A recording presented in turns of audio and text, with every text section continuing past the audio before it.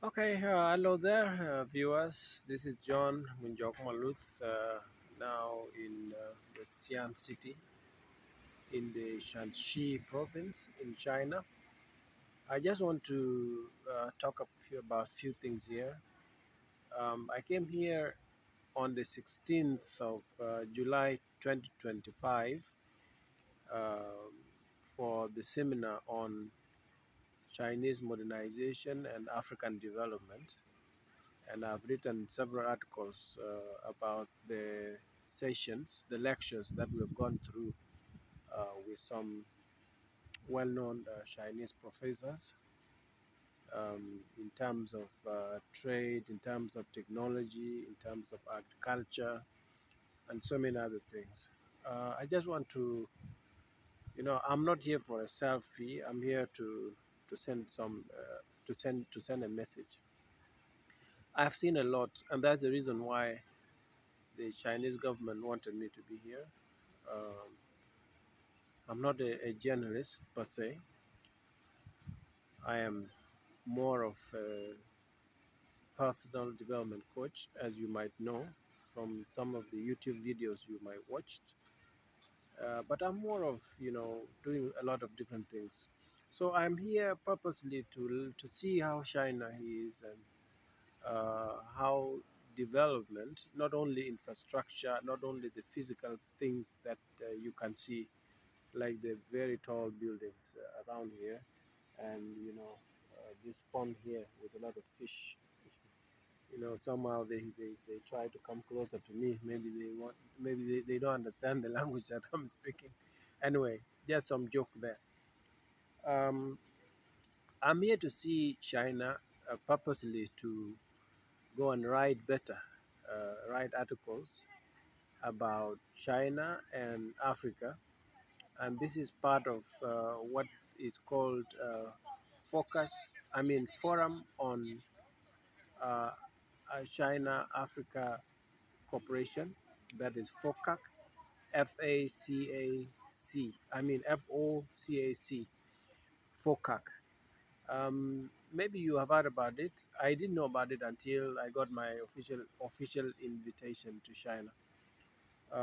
But the goal here is that we come to see China, me for the first time. I hope it is not the last time. And then we go back and, compare what we have seen with what is there in our countries. For me, in South Sudan, purposely to um, not really to copy China, not really to try to be where China is right now.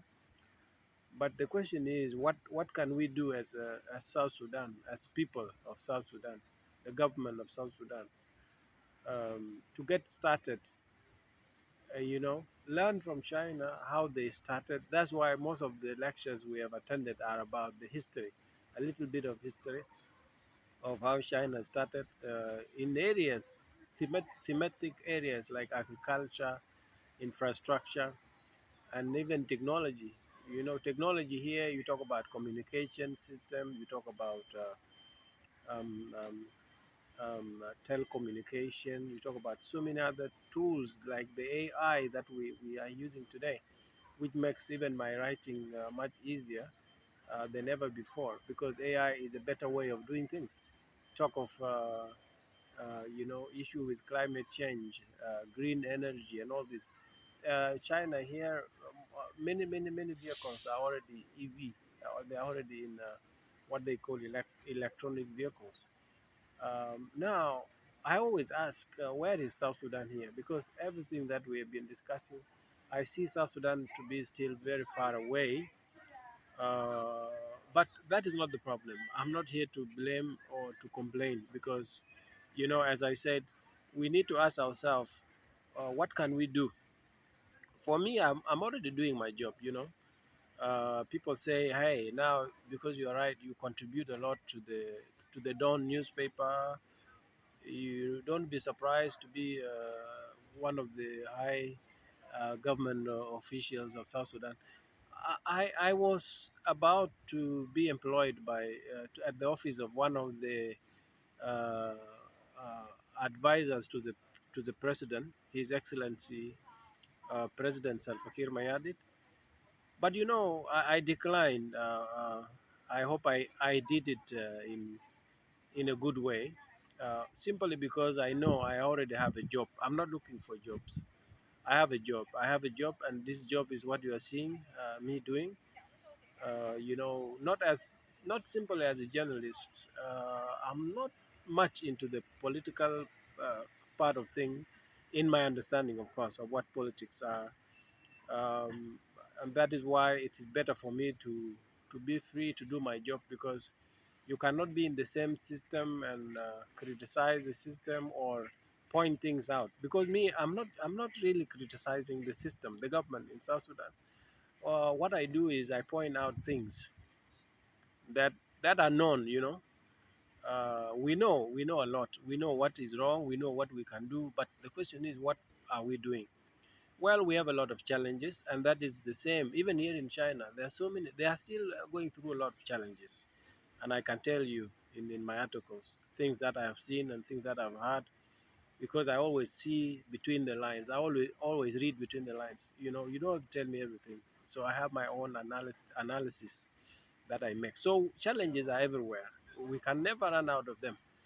But the question is, I know we have already started, and the government of South Sudan is trying its best. People are saying there, you know, even me, I used to complain a lot. Why are we not paid, or why are we not paid as civil servants?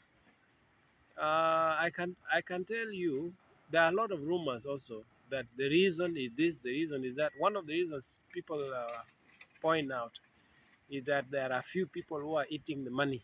You know, they don't want to pay. No, I'm not the information minister, or you know, the spokesperson, but I know what I didn't know now, and I'm not saying this, you know, out of fear. I'm just informing you, if you are listening to me wherever you are and you are a South Sudanese and you love your country, that we have big challenges that we're supposed to understand, instead of, you know, pointing fingers without understanding what is going on. We really need to ask questions, maybe to the relevant ministers, or you know, leaders in South Sudan. Sometimes there are things they cannot tell you, depending on, you know, some other factors. But I know now a lot of things. That's why, you know, I may blame, but more importantly, the question I always ask is, what can we do?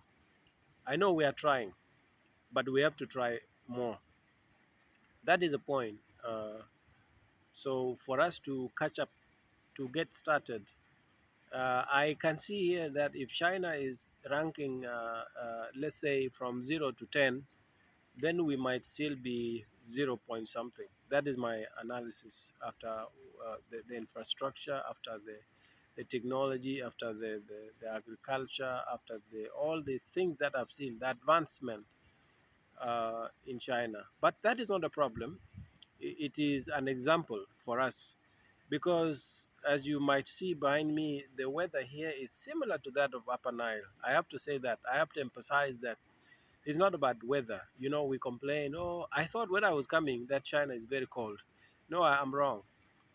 China is similar. The weather is exactly the same with that of the Upper Nile. So whatever they grow here, whether you call it coffee, whether you call it what, fruit trees and all this, they can grow there, and maybe they can even do better, because our soil is, you know, very very fertile.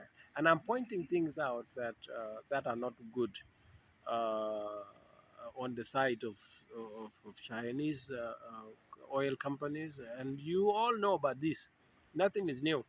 But the question is, what is China and South Sudan doing together as partners to solve those problems, and many other problems that might be coming? More importantly, it's not about China, it's about us. And us here means you and me, okay? Because my philosophy is that there is no government without individuals. No, you will be aiming at nothing if you aim at government. Because what is government? It all starts with self government. Mostly we have developed some kind of mentality, some kind of ideology that government is like what is like, you know, celestial body which can do everything for us. It doesn't work like that. We need to know what the government is.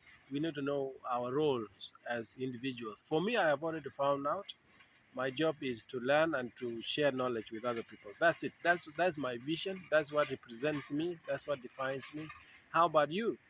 So please uh, think about it, because that's the only way. If we cannot define ourselves as individuals, we cannot define ourselves as a country. And at the moment, before we even talk about industry, or even about trade, or even about development itself, physical development, I think it all starts with personal development. It all starts with ideology. Do we define ourselves as South Sudan as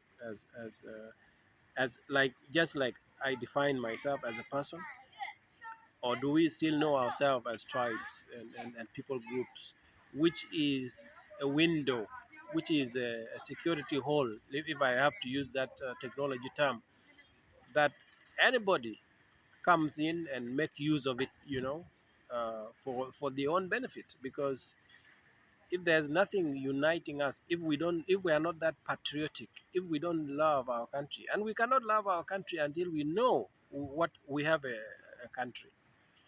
So I am always concerned, and maybe you can see that I'm stressed, because what I see here, I don't know how long it will take us, but the most important thing is we have to start. Okay, it's not about when to reach to this level. It's about when to start, and how do we start. What do we do? Because we have a lot of issues.